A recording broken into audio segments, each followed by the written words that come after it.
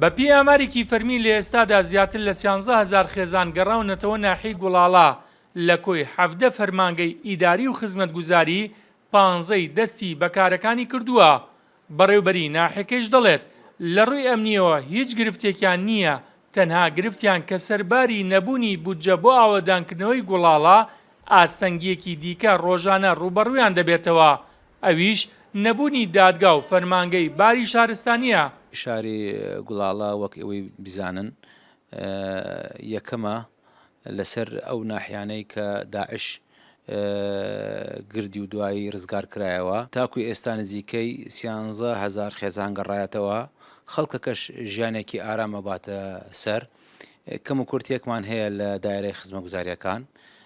ئەوەنەمان پێ بکرێ کە لەبەرەوەی کە قۆناغی ئابووری حکوومەتی هەرێمی کوردستان زۆر تەسکە و ئێمە ئەوە نزیکەی بۆ 2 ساڵ ئەڕۆین خەڵک هاتێتەوە هیچ کێشە و گرفتێکی گەورە لە ناو شاڵی گوڵاڵەیە دروست نەبووە. ئەگەر بین لە لای بواری ئەمنیەوە ئێمە هیچ عەبوەیەک هیچ پیاکوشتنیەک هیچ شێوە ڕوونەداوە. سەرۆکی ئەنجومەنی ناحیەکەش دەڵێت هەر خێزانێک بێوێ بگەڕێتەوە ئەوە کاراسانی تەواوی بۆ دەکرێ جگە لەو خێزانانەی کە لەلایەن هێزە ئەمنیەکانەوە داواکراون.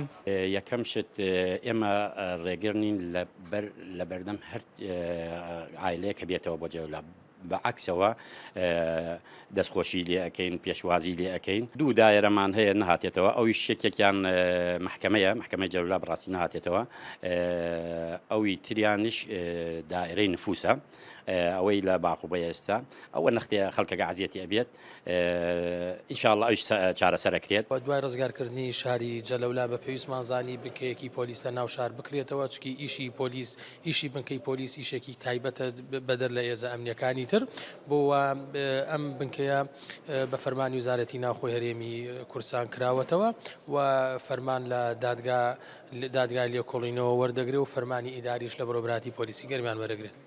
ناحیە گوڵاڵە کە لە ڕابردوودا لەژێر دەسەڵاتی هێزە ئەمنیەکانی پارێزگای دیالە بوو ڕەوشی ئەمنی تا دەهات خراپتر دەبوو. بەهۆی ئەو بۆشایە ئەمنیەشەوە وای کرد تیرۆریستانی داعش ئەو ناحەیە لە ناوڕاستی مانگی 6 ساڵی 2014 داگیرکەن. خێزانەکانی ئەو ناحێژ ئاوارە بن. لە پاش ڕزگارکردنەوەی گوڵاڵە لەسەر دەستی هێزەکانی دژە تیرۆر و پێشمەرگە و ئاسایش لە ئێستادا ژیان ئاسوودەیە. ئارامی بۆ گوڵاڵە گەڕاوەتەوە. زیاتر لە 95 خێزانەکانیشی گەڕاونەتەوە زێدی خۆیان. بێستون سەلام، کورسات نیوز، ناحیەی گوڵاڵە.